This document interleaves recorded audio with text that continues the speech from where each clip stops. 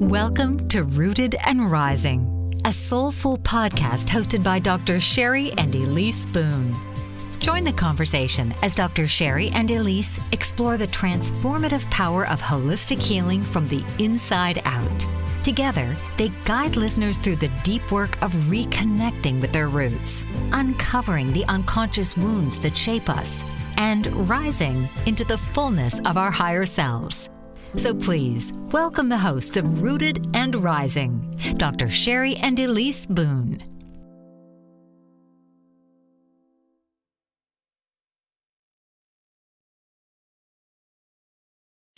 Hi, welcome to Rooted and Rising.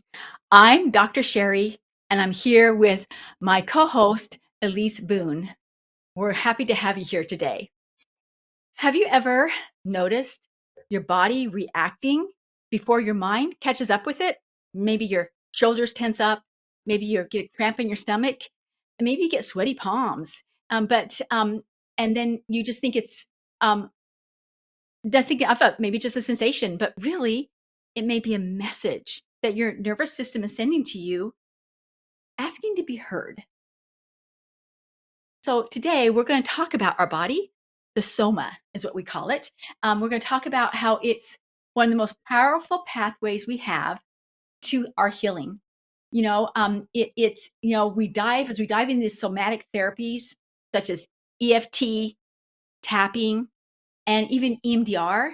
And we may even come up with a few more as we talk and through this that teaches us just how to bridge these sensations into messages that we can use towards becoming whole and happy.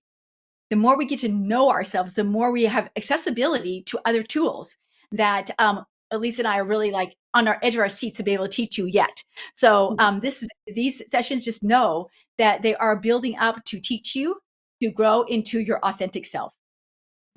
Yes, thank you, Dr. Cheri. Welcome everyone to Rooted and Rising, whether you're watching the replay or you're watching live. We're so excited to have you here. And we hope that each time you listen or watch our podcast that you take away something from it. Today we are touching on the Soma, so these somatic practices, just a few because there are so many that we could share. But today we decided that it would be really beautiful to walk you through a guided tapping. Tapping is also called EFT, which stands for Emotional Freedom Technique. And we'll talk more about the science behind this, but I think before we get all heady, I want to jump into the practice to get us more grounded in our bodies. Now, I want to say before we start that sometimes you can feel silly doing tapping, or you can think that you need to do it a specific way. And while there is a way that follows these meridian points, there's no wrong way that you can do it. So I just want you to relax and sit back. As always, if you are in a quiet, private space, that is best and recommended for these practices. And if you want to come back and watch this video later when you have that time and space, please do so. So we'll start off, as always, just sinking into our seats. And the first thing, as we always do, taking notice of our breath. Just noticing how our breath is moving through our body.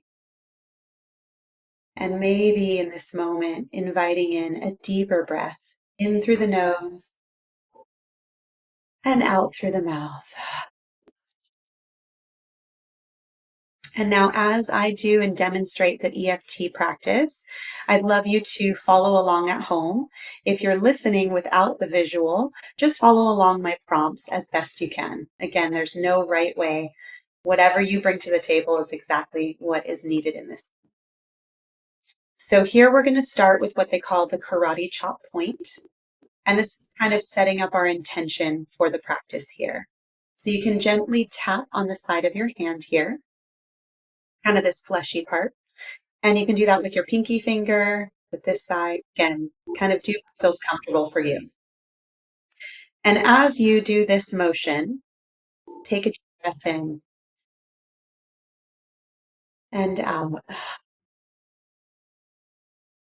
You can say these prompts out loud, or you can say them in your mind. The first one is, Even though I sometimes feel stressed or disconnected from my body, I deeply love and accept myself. We like to say that setup statement 3 times. Even though I sometimes feel stressed or disconnected from my body, I deeply love and accept myself. And the last one here. Even though I sometimes feel stressed or disconnected from my body, I deeply love and accept myself. And now we're going to move to the top of the head here. Again, whatever feels right for you. I like to tap lightly here. Say to yourself, I am safe to be in my body. I also like to leave room there for continued tapping and any other affirmations that come up for you. Say those to yourself in this moment. And now we're moving on to the eyebrow point here, just where the eyebrow begins. I like to tap with my middle finger here, just gently, and say, it's okay to feel everything I feel. Breathing deeply into that.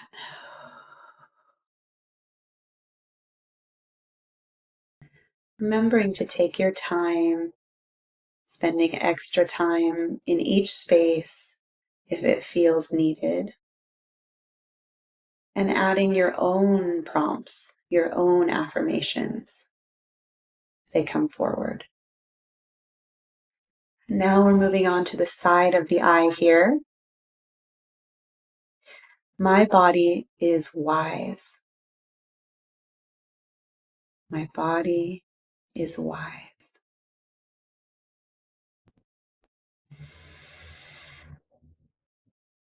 Breathing in that truth, accepting it a little more deeply.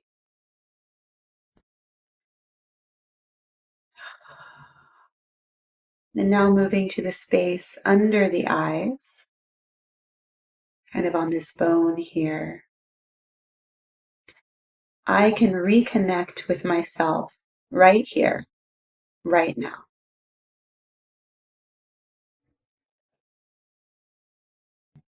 Maybe changing that just slightly. I am willing to connect with myself more deeply right here, right now.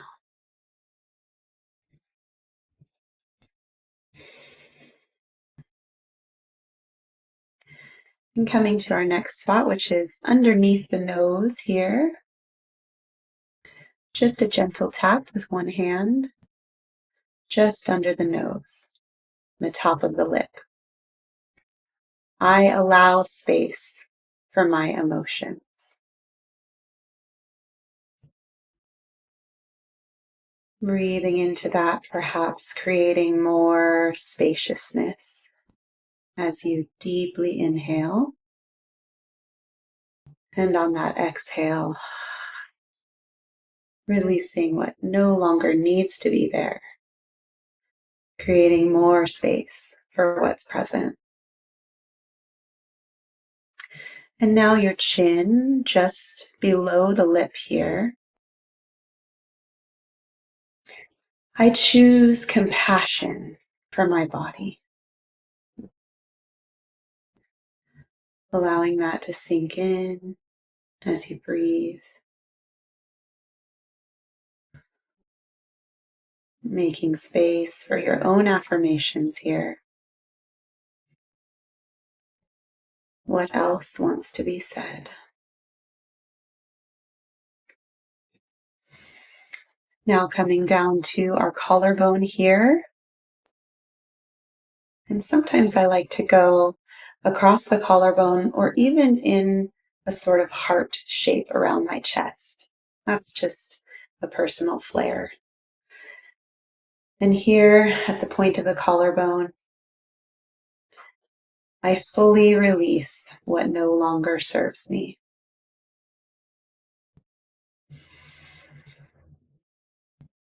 Maybe say this one again. I fully release what no longer serves me.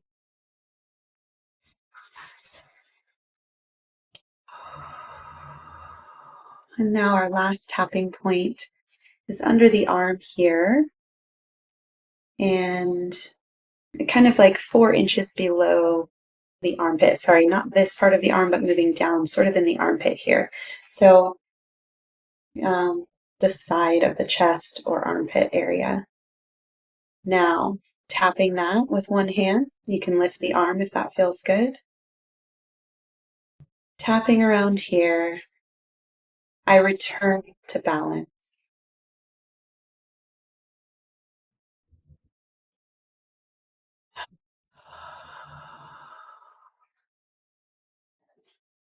Allowing space for another affirmation that comes forward.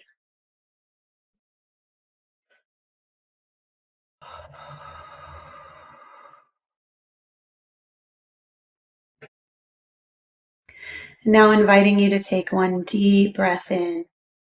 And at the top of your inhale, hold that breath. And hold it. And then exhale very slowly, allowing yourself to soften into your exhale. Noticing any subtle shifts within the body. If your eyes are closed, you can keep them closed and stay in this moment just a little bit longer. Noticing any sensations in the body, noticing your breath, if it feels fuller, just the tiniest shifts. And when you feel ready, coming back to the present space you're in. Thank you for joining that practice with us. Wow, that was great, Elise. Thank you. It's just you just guided us through such a deceptively simple technique. That science is showing fascinating results. The research on EFT, the emotional freedom technique, actually shows that, and pressure, on these meridian points, brings awareness to our thoughts and our feelings, actually lowers our cholesterol. And Mm. there's one study that I recall that, in some studies that up to 43% decrease in cortisol level just doing exercise.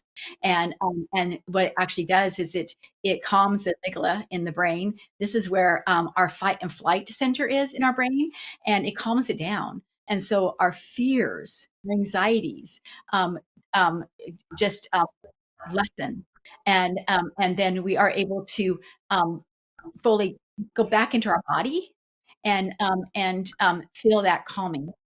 Those stress hormones are gone. They're calmed down. And so it's a simple exercise.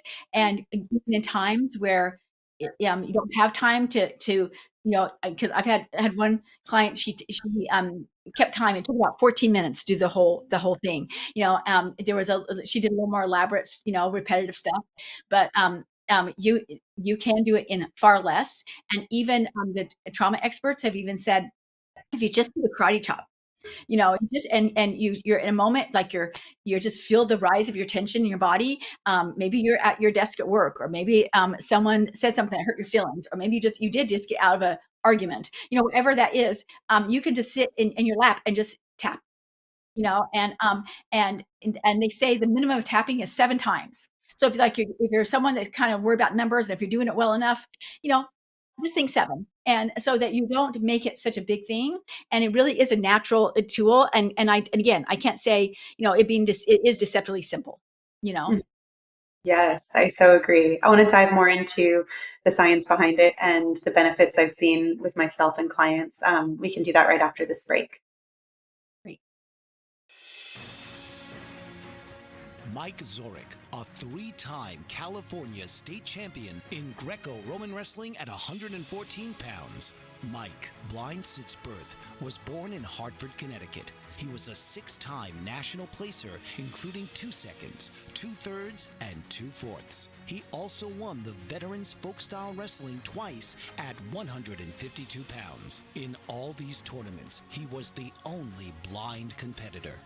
Nancy Zorick, a creative spirit whose talents have taken her to the stage and into galleries and exhibitions in several states. Her father, a commercial artist who shared his instruments with his daughter and helped her fine-tune her natural abilities, influenced her decision to follow in his footsteps. Ms. Zorick has enjoyed a fruitful career doing what she loves. Listen Saturday mornings at 12 Eastern for the Nancy and Mike Show for heartwarming stories and interesting talk. Are you struggling to care for elderly parents or a spouse? Do you wonder if being a caregiver is making you sick? Are you worried about taking time off work to care for elderly parents and balance work, life, and caregiving? Has caregiving become exhausting and emotionally draining? Are you an aging adult who wants to remain independent, but you're not sure how? I'm Pamela D. Wilson. Join me for the Caring Generation radio show for caregivers and aging adults, Wednesday evenings, 6 Pacific, 7 Mountain, 8 Central, and 9 Eastern, where I answer these questions and share tips for managing stress, family relationships, health, well-being, and more. Podcasts and transcripts of the Caring Generation are on my website, PamelaDWilson.com, plus my caregiving library, online caregiver support programs, and programs for corporations interested in supporting working caregivers. Help, hope, and support for caregivers is here on the Caring Generation and PamelaDWilson.com. Hi, welcome back to Rooted and Rising.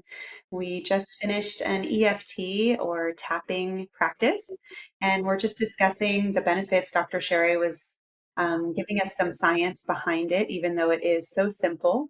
It is such a powerful practice.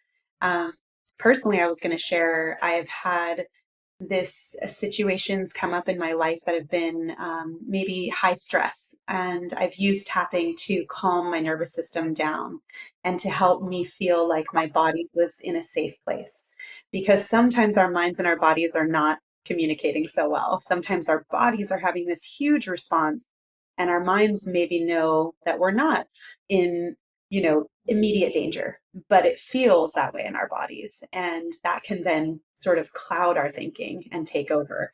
So for me, it helps to calm me down and get to a state where I can feel more clear-headed to make decisions from that place versus that fight or flight response that can happen to all of us.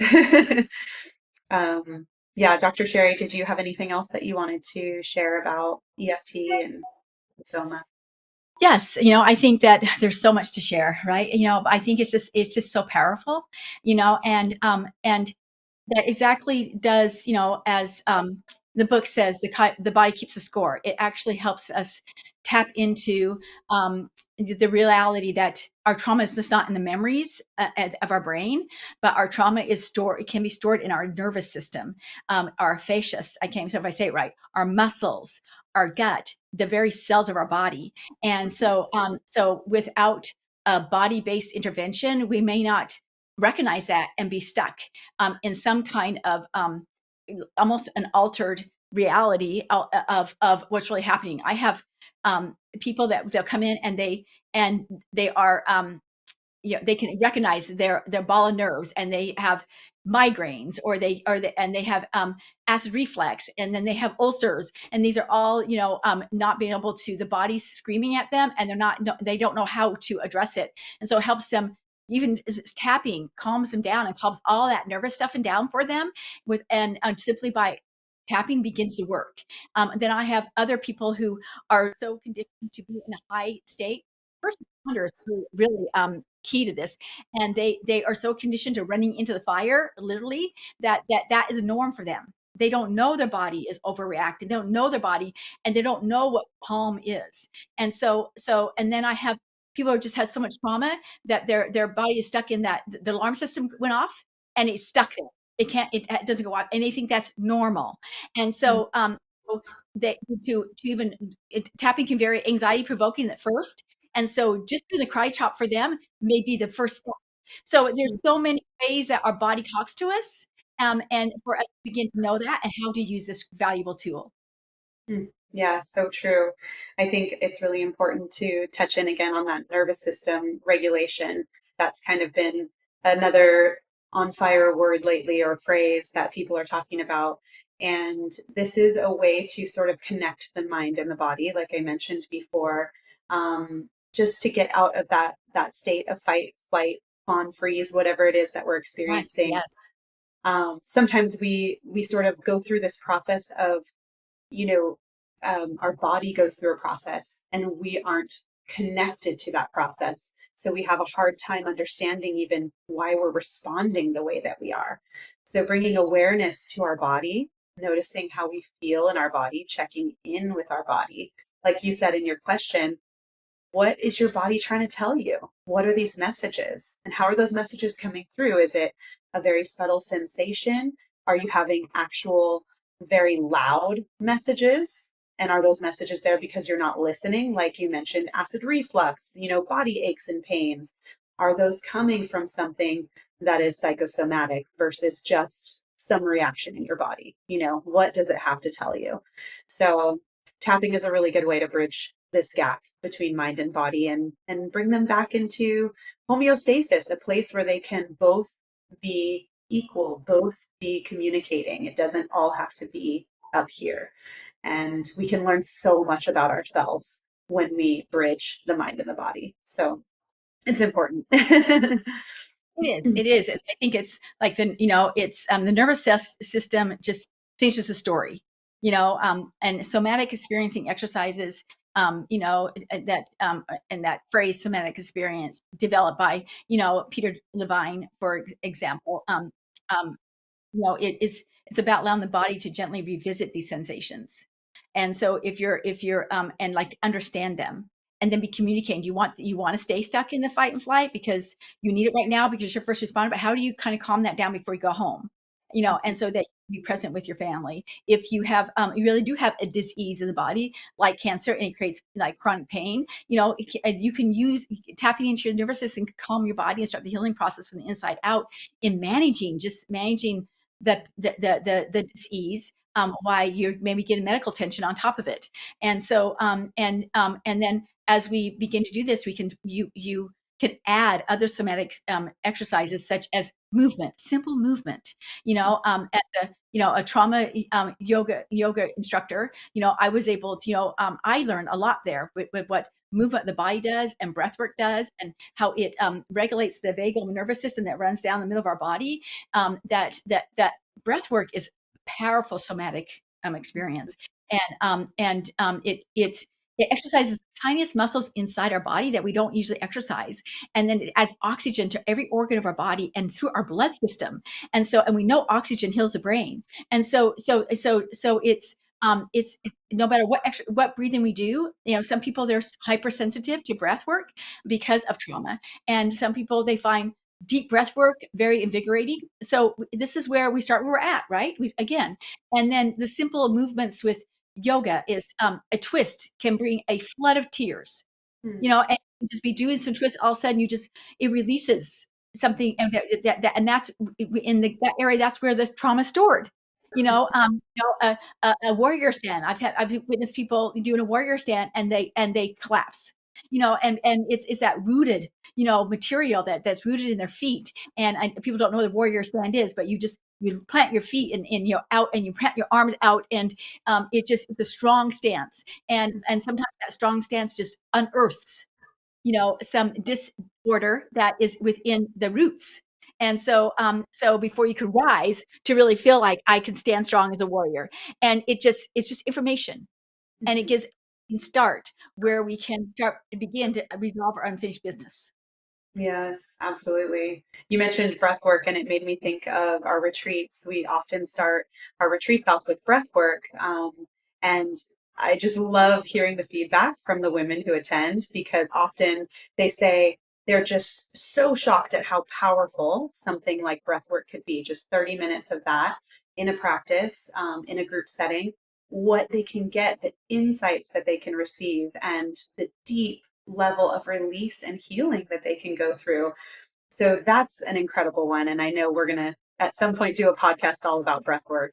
But there are so many, like you said, you mentioned yoga. I, I'm blanking in this moment, but there's literally a plethora of body practices, ways to connect the mind and body. And it's not difficult. There's simple moments, simple practices. And to be honest, the simpler, the better. Because really what we're trying to establish here is the listening to the body, is the resting our awareness on the body and seeing what it has to tell us, seeing what we actually need.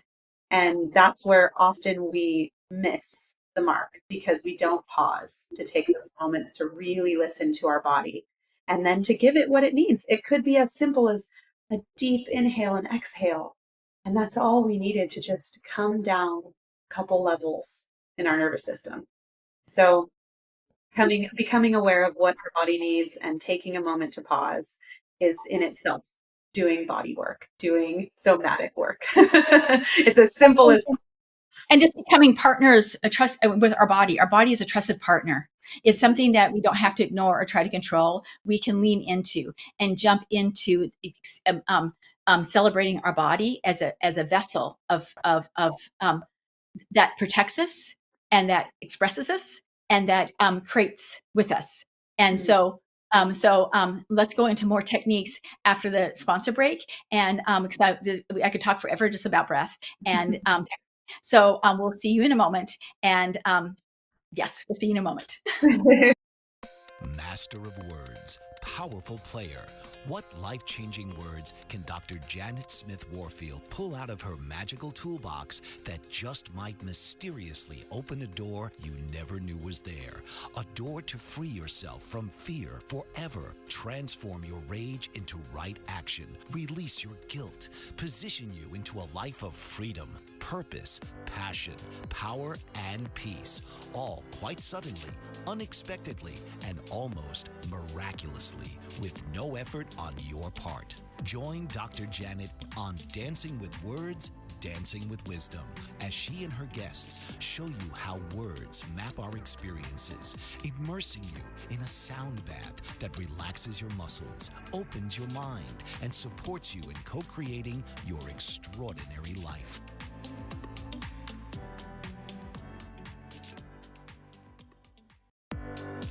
Author, radio show host, and coach John M. Hawkins reveals strategies to help gain perspective, build confidence, find clarity, achieve goals. John M. Hawkins' new book, Coached to Greatness: Unlock Your Full Potential with Limitless Growth, published by iUniverse. Hawkins reveals strategies to help readers accomplish more. He believes the book can coach them to greatness. Hawkins says that the best athletes get to the top of their sport with the help of coaches, mentors, and others. He shares guidance that helps readers reflect on what motivates them, rediscover and assess their core values, philosophies, and competencies, find settings that allow them to be the most productive, and track their progress towards accomplishing goals.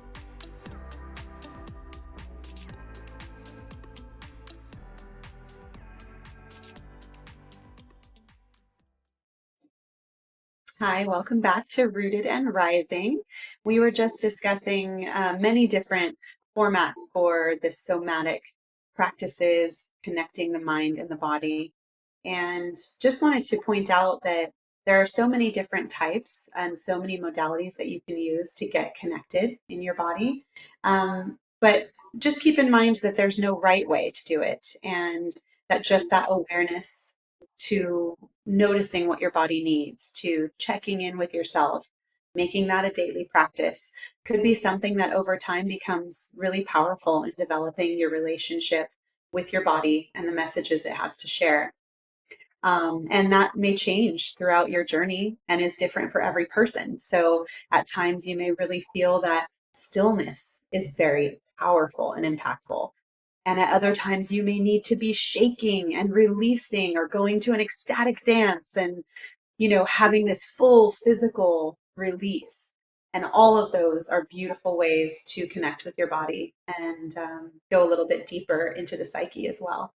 So with that in mind, we wanted to move into a little bit more about another practice that I would say a therapy that involves the mind and the body, sort of brings them both in. I think Dr. Cheri will give us a lot more information on this, but the practice or the therapy itself is called EMDR.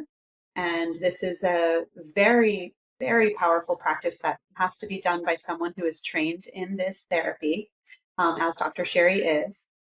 And EMDR stands for eye movement desensitization and reprocessing. I had to read that, so I make sure I got it right.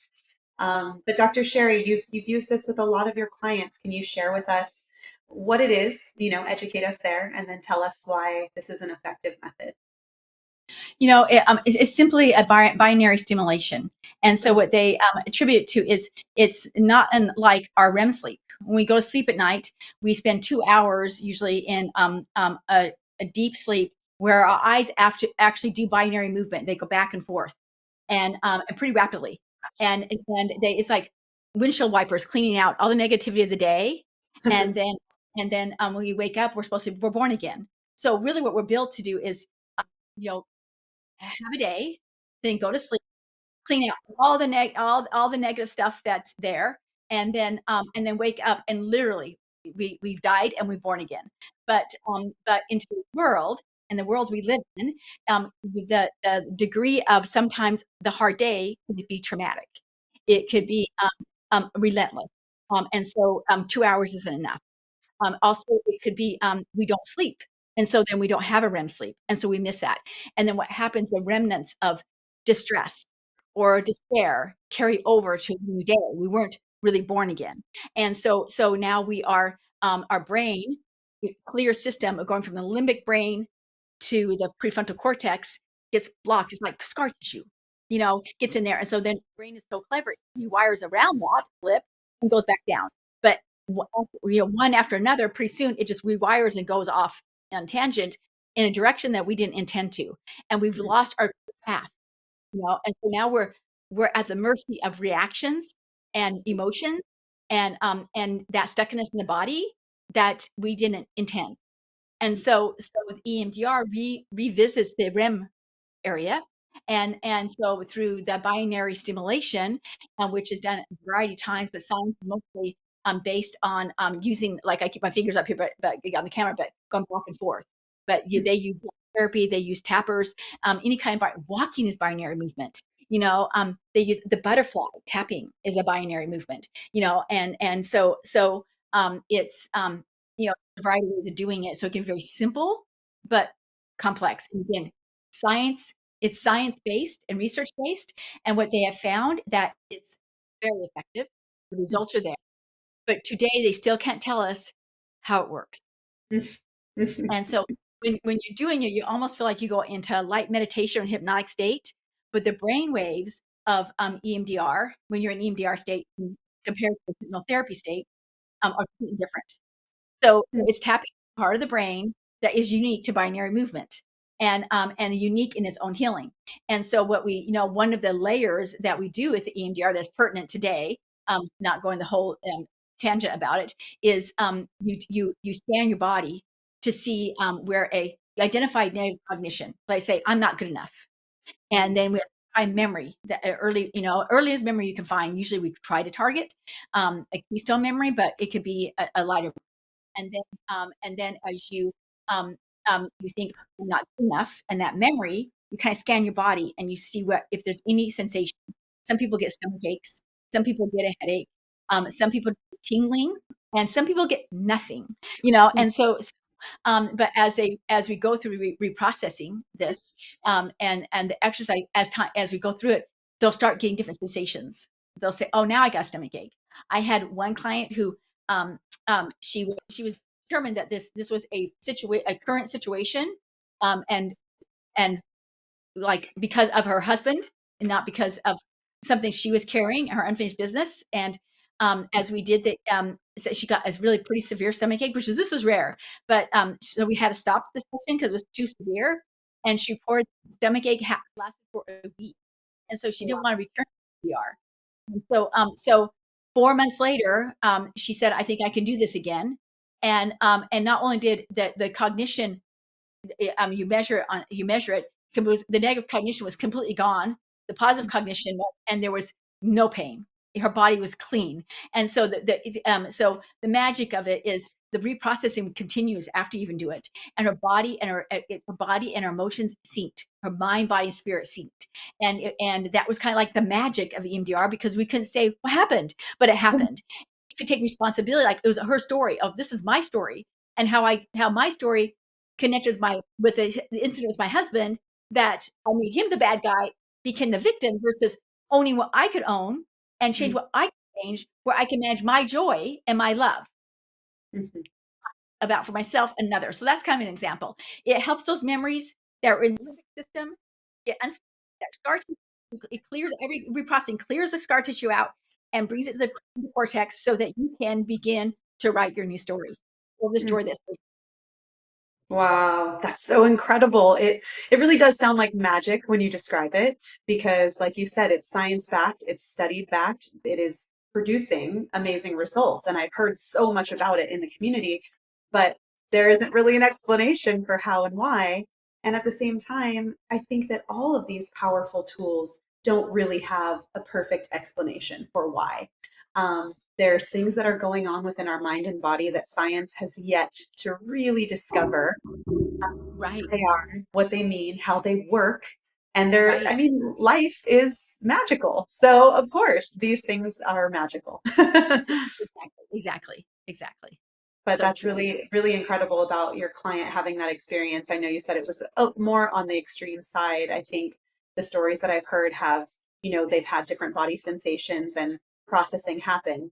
And what I feel is happening for people is the body is sort of going through its processing that was incomplete, is sort of what I understood from what you said. And I love that we're now mimicking things that it's good when your body already does it. So we already naturally do this in our REM sleep. But if we're not getting enough of that, or things are too traumatic, then we need a little extra help. We need a boost of what our body's natural healing abilities are. And so that's where EMDR comes into play, which is really interesting. Thanks for sharing all of that. yes. So I was just kind of going off of some of my notes here, and I know we want to get into more of the somatic practices as well at home, what people can do. Um, Perhaps we can take a break for now and come back into some of our somatic practices if you're wrapped up with EMDR for now. I think that sounds really good. I just like one more thing if I could add, and that would be that, the EMDR just like brings to our attention that we have a right brain and a left brain, and that we can and that our brain and our heart communicate. In fact, our heart communicates the brain more than the brain communicates the heart. And this is all about getting in tune with the soma part of ourselves, and that as we tap into our body, and we don't really have you don't do a lot of talk. This EMDR, you don't do a lot of talk. You identify the memory, and then you just tap in to say, okay, what I notice now, and you pretty notice like a one sentence thing, and then you go back into a more reprocessing until the whole session is over. And so it really is letting soma talk, and let the all the process in the body naturally does, the communication our body does inside, from the brain to the nervous system to the heart, and more, occur, even outside of your conscious awareness. That's why it feels like hypnosis, even though it's not hypnosis, because you're not consciously aware what change is happening. And so people come in, and they're very determined and clear about what they need to fix, and what the cause is. It's usually, like I said, this one was recent. Another one, I can think of a male who said that he's carrying a 2-year-old thing, and trauma, and that that was the only time he was ever unhappy, was going through a divorce. And so we took that, and as we tapped into the limbic system through the EMDR, it opened up a gush of tears, and a memory of a mixture of joy from reminiscing of childhood home, to being triggered by the being triggered by the sadness of being bullied, and that was the key. and because he just went past it and forgot it, and so and it carried it in his body, and he released it, and it came through tears. So I just wanted to add that, and so with the EMDR, so there's where the magic comes, and for people to see it, the variety of how the body, just how strong the body is, and how intelligent it is, and how that intelligent inner healer is. So now for a break. Appreciate it. Okay. Yes, we'll cover for a break and we'll be right back to share more. Are you struggling to care for elderly parents or a spouse? Do you wonder if being a caregiver is making you sick? Are you worried about taking time off work to care for elderly parents and balance work, life, and caregiving? Has caregiving become exhausting and emotionally draining? Are you an aging adult who wants to remain independent, but you're not sure how? I'm Pamela D. Wilson. Join me for the Caring Generation radio show for caregivers and aging adults, Wednesday evenings, 6 Pacific, 7 Mountain, 8 Central, and 9 Eastern, where I answer these questions and share tips for managing stress, family relationships, health, well-being, and more. Podcasts and transcripts of the Caring Generation are on my website, PamelaDWilson.com, plus my caregiving library, online caregiver support programs, and programs for corporations interested in supporting working caregivers. Help, hope, and support for caregivers is here on the Caring Generation and PamelaDWilson.com. Master of words, powerful player. What life-changing words can Dr. Janet Smith Warfield pull out of her magical toolbox that just might mysteriously open a door you never knew was there? A door to free yourself from fear forever. Transform your rage into right action. Release your guilt. Position you into a life of freedom, purpose, passion, power, and peace. All quite suddenly, unexpectedly, and almost miraculously, with no effort on your part. Join Dr. Janet on Dancing with Words, Dancing with Wisdom, as she and her guests show you how words map our experiences, immersing you in a sound bath that relaxes your muscles, opens your mind, and supports you in co-creating your extraordinary life.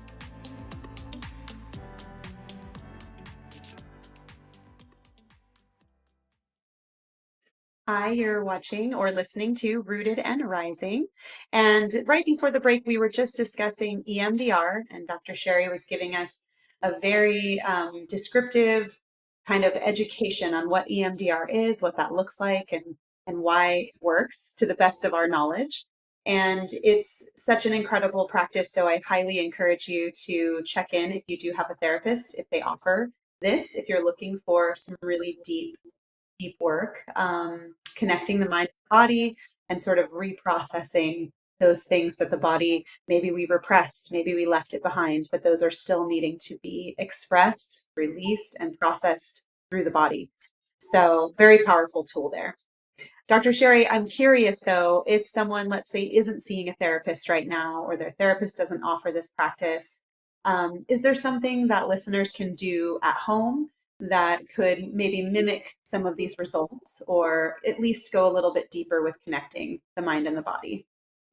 There is so many. And so I think one is, recognizing if you feel, your body is wanting to be heard, as we talked in the beginning of the question. Maybe stop and think of, is there, what is their message? Is there a negative, a belief system coming up, like, I'm not good enough, I'm ugly, I should know better. See if you can identify like what you're feeling, and then you begin with the simplest things. I think just tapping into your normal breath. I think that usually when we're first a little agitated, we don't want anything.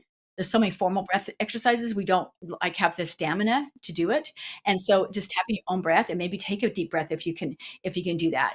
But there's the other part that's really important that goes along with breath is our voices.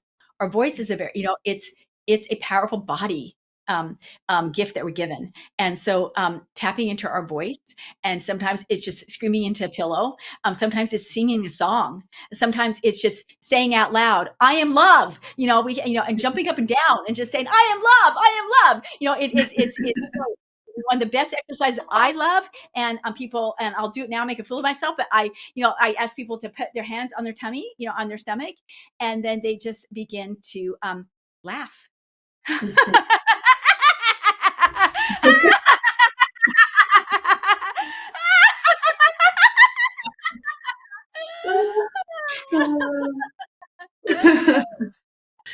so great. I do it loud on purpose because I'm getting all the vocal, and I can feel my stomach contract, and I can feel Yeah. my breath. And so and this is, and then I move around, and sometimes I fall to the ground. If you see a 3-year-old, if they want attention, they'll just start laughing and fall on the ground, and they teach it. They're such good, teachers on how to change a state. They may even be mad and start crying and kicking and turn to laughter, and because they Mhm. know how they just let their body express and release. So our love emotions can be expressed through just our voice Mhm. and the gifts of using our voice in so many ways. And so that is a tool that we haven't really talked about that I think is really important that we don't lose sight of. Thank you for sharing. And I'm obviously was laughing right along with you because laughing is contagious. So we just think Yes. about how that changes the entire energy of a room when one person laughs. And it reminded me of one of the retreats we did, the last retreat in Joshua Tree. And you had led everyone in a movement practice, and then you encouraged everyone to laugh. And I remember I was in the back of the space, we were outside, and I just laughed so hard. And at the end, everyone was like, we were just being surrounded by this contagious laughter, and none of us could help it. It just came out, and it felt so good. Laughter is just as much of a release as tears and crying are. So, reminding ourselves that we can utilize that tool. Just make yourself laugh. Just put your hands on your belly. Go for it. It's great. And what you just pointed out, utilize crying. Crying is a release. And a lot of people will avoid crying. They'll avoid it. They say it's painful and hurtful. And so that's another tool. Like children, they laugh and cry. So I love the example of children too, because they're so in touch. They haven't had all the conditioning that we've had of don't laugh, yes. don't cry, be a certain way. They just, like you said, they live through their body expression. So if we can just watch our children or watch any child and then mimic how they move through and process things, it's actually so amazing and an incredible teacher, like you said. So I love Yes.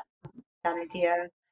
Well, this is so wonderful. I so appreciated learning more about EMDR more in depth today. And I'm wanting to give our listeners one of our journal prompts for the end. And just keep in mind, it's the writing for like 5 minutes or 10 minutes, set your timer, and don't let the pen leave the paper. Last week, Dr. Cheri talked about even switching hands. So using your non-dominant hand to ask the question and then your dominant hand to write it. So you could use that practice, or you can just free write 5 to 10 minutes and don't let your pen leave the paper until you've gotten it all out. Dr. Cheri, did you have a journal prompt today for our No, listeners? I think that's great. I think just let it all out, even if you feel like you have nothing to write, and you just write, goobly gop. It's that is releasing probably the rubble that's burying what needs to be expressed. And so this is what so don't judge anything. Just be curious. Be curious and be a student to yourself. Yes, thank you. And perhaps if it feels good, you can use the prompt, what is my body trying to tell me right now that my mind might be ignoring? Something that goes a little bit deeper. What are you pushing to the side? What are you overlooking here? But even with that, consider what Dr. Cheri said of not putting judgment there, just allowing yourself to be curious. Why am I ignoring this? Why don't I want this to come to the surface? What does this look like? What does it mean? What does it feel like? Yeah, just those simple questions you can do at home.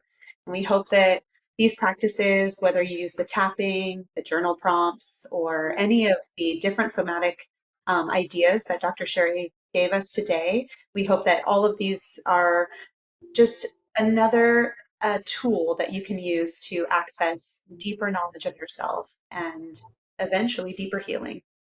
Thanks for joining us.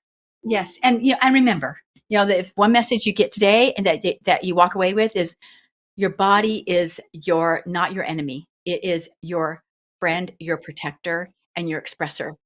It carries your story, and it's the key to healing. So Mhm.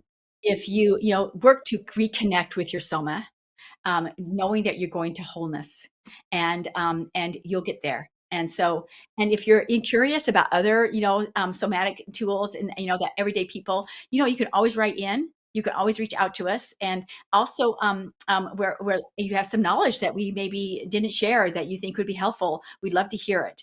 And then remember to check the replay on YouTube, as well as is coming on Spotify and Apple. And you can also get it on our website, alternativeplacetoturn.com, as well as is coming on Instagram as well, on Alternative Place to Turn. So there's going to be all kinds of places to find us, and so that you can revisit it. You hope you share it with others, so that we can heal our community and heal our world. That's our goal here, is to become a community that's not fractured anymore, and that we can be leaders in helping all of us, including you, is what I'm saying, the audience who's listening, all of us to be supporting and growth for love to reign.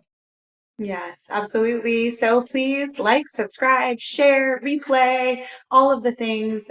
We'll see you next week on Rooted and Rising. So until next time, stay rooted and keep rising.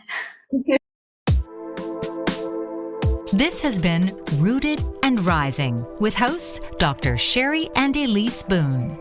Through honest conversation, clinical insight, and creative reflection, Dr. Cheri and Ellice will empower you to reclaim your voice, your vitality, and your vision. This podcast is not about quick fixes. It's a return to deep knowing, gentle unraveling, and lifelong integration. Tune in each week, Wednesdays, 12 noon Eastern.